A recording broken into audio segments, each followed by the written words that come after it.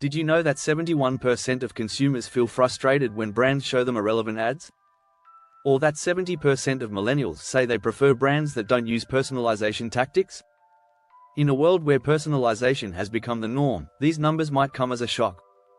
It turns out that trying too hard to tailor marketing messages can backfire. Personalization has been marketed as the golden key to consumer engagement. But what if I told you that many customers actually crave something different? As brands drown in data, they often miss the bigger picture, creating genuine connections with their audience. In this video, we'll dive into why personalization in marketing is overrated. We'll explore the illusion of personalization, the dangers of data overload, and how cookie-cutter strategies can make your brand feel generic. Plus, we'll reveal powerful strategies to build authentic connections without relying on personalized ads. Stick around to discover why a fresh approach to marketing might be exactly what you need to stand out in today's crowded marketplace. Get ready to challenge the status quo and rethink your marketing strategy. Chapter 1: The Personalization Illusion. Why it's failing your strategy. Personalization in marketing has long been hailed as the holy grail. Brands collect data to tailor content to each consumer, hoping to increase engagement.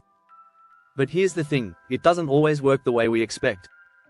In fact, 63% of consumers have stopped buying from companies that overuse poor personalization tactics, according to research by Accenture.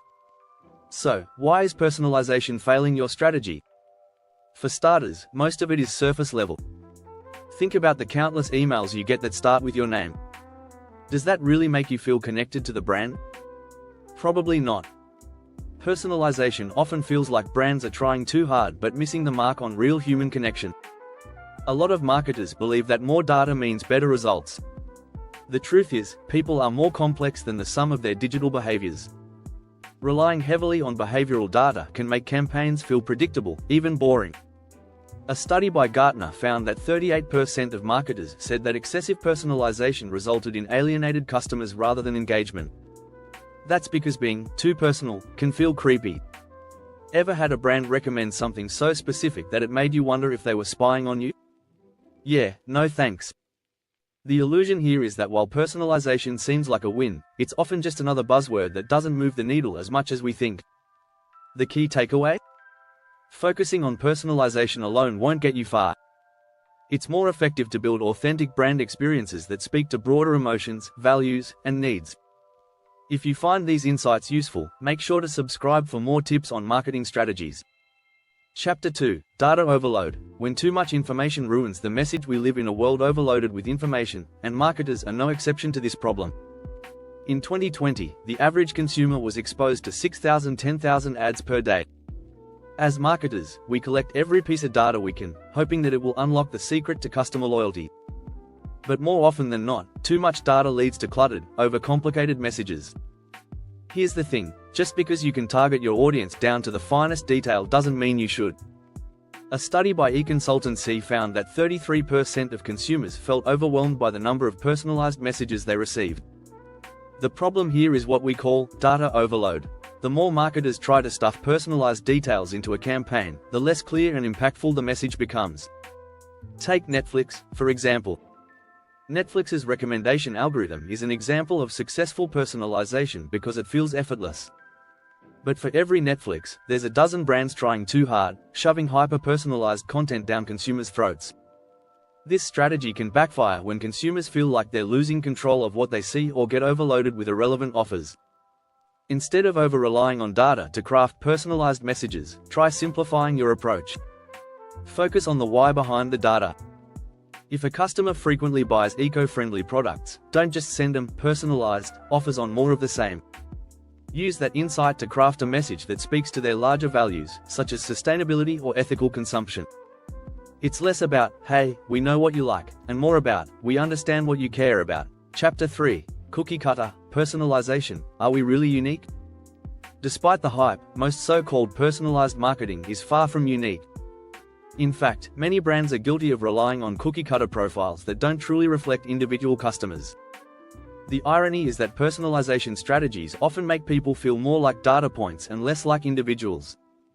You might be surprised to learn that a survey from Epsilon found 80% of consumers are more likely to buy when brands offer personalized experiences.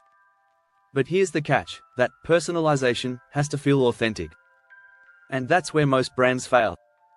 Too often, companies use the same basic profile templates, like age, gender, and location, to lump people into groups. This makes marketing feel generic, not personalized. In 2018, Harvard Business Review pointed out that relying too much on broad segments can cause brands to miss deeper insights. This can make customers feel like brands don't actually get them. For instance, sending a fitness enthusiast emails about protein shakes just because they've bought workout gear in the past isn't truly personal. That's just lazy. What people really want is to feel understood on a deeper level. Personalization isn't about fitting people into neat little boxes. It's about understanding that human behavior is dynamic. A person who buys fitness gear today might be more interested in wellness content tomorrow, not just more workout products. Brands like Glossier and Nike have mastered the art of blending personal touches with broader human experiences. They don't just focus on what you buy, they tap into your lifestyle, your story. That's real personalization. It evolves with the customer, rather than relying on static data points. If you're finding value in this discussion, don't forget to hit that subscribe button for more insights. Chapter 4: The Power of Authentic Connection. Why people crave more than personalized ads. Personalization is nice, but authenticity? That's the real game changer. While many brands focus on personalizing content, they often forget one crucial thing. People don't just want tailored messages, they want to feel understood and valued. A 2021 study by Sprout Social found that 86% of consumers say authenticity is a key factor when deciding which brands they like and support. Authenticity creates trust, and trust creates loyalty. Here's a question: when was the last time you felt genuinely connected to a brand because they used your first name in an email? Probably never. Personalization only goes so far if it lacks emotion. What makes people fall in love with a brand is not how personalized an ad is, but how real and relatable the brand feels. Take Patagonia, for example. They don't just sell outdoor gear, they sell a mission. Their marketing speaks to people who care about the environment, and they do it in an authentic way. They don't just personalize based on purchase history, they create content that taps into deeper values. That's the power of authentic connection. When brands focus too much on algorithms and data, they miss out on what really matters: emotional resonance. Authentic marketing is about making people feel something, not just giving them a customized message. And the data backs this up. Emotionally connected customers have a 306% higher lifetime value, according to a study by Motista. So, if you want to stand out, stop relying solely on personalization tools. Instead, focus on storytelling, community building, and being transparent. These strategies will take you further than hyper-targeted ads ever could. People want to be part of something bigger, and brands that connect on a human level will always win. If you enjoyed this video and want to learn more about innovative marketing strategies, don't forget to subscribe.